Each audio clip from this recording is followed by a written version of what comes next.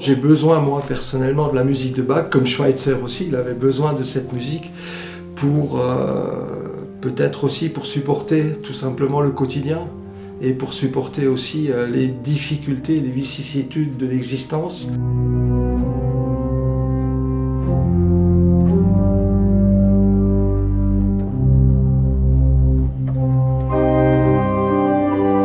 Je m'appelle Thierry Mechler.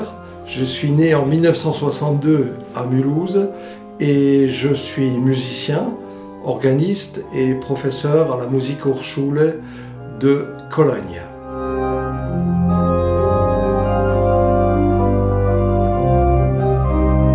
Jean-Sébastien Bach est une nourriture spirituelle et est la nourriture par excellence de l'âme.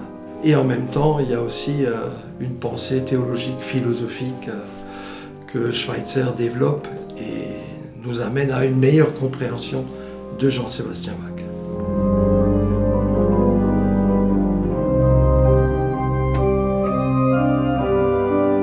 Prenons la Passacaglie de Bach, qui est une des grandes œuvres, aussi une des œuvres préférées d'Albert Schweitzer, qui est en quelque sorte un peu nos variations de Goldberg pour les organistes. Bach a joué, a jonglé, comme les gens à l'époque étaient très cultivés et puis aimaient beaucoup ces jeux de l'esprit. Mais Schweitzer nous a expliqué et décrypté ce langage naturel ou secret de Jean-Sébastien Bach.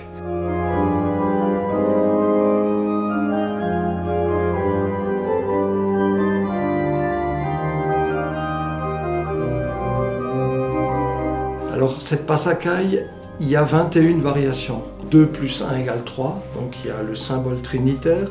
Elle est en do mineur, il y a 3 bémols à la clé. Elle est dans un rythme 3-4, encore une fois le chiffre 3. Il y a 12 expositions du thème dans la Passacaglie, 1 plus 2 égale 3. Et nous pouvons diviser la Passacaglie en 7 groupes de 3. 3 x 7, 21. 2 plus 1 égale 3, etc. Le chiffre 3 est le symbole de la Trinité, le Père, Fils et Saint-Esprit.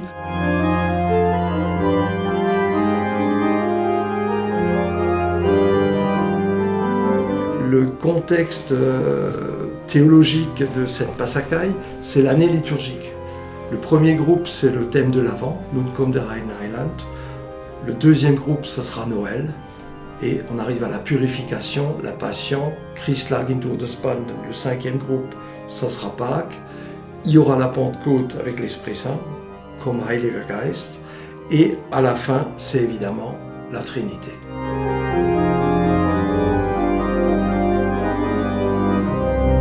Schweitzer qui disait une très belle chose, c'est une image que j'aime beaucoup.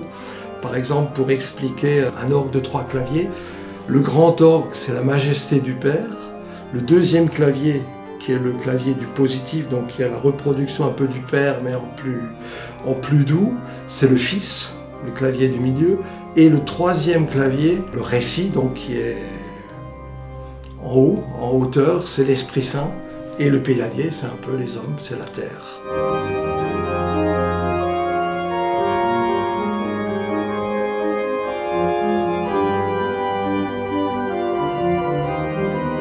Je dis souvent à mes étudiants, l'étudiant le plus difficile que j'ai à enseigner, c'est moi-même. Je pourrais comparer une interprétation d'un morceau comme une cathédrale qui est en constante restauration. Quand il y a le côté sud qui est terminé, il faut remettre l'échafaudage sur le côté nord, etc. Et on essaye d'approcher de près, le plus près possible, la perfection qui est évidemment inaccessible à nous, humains.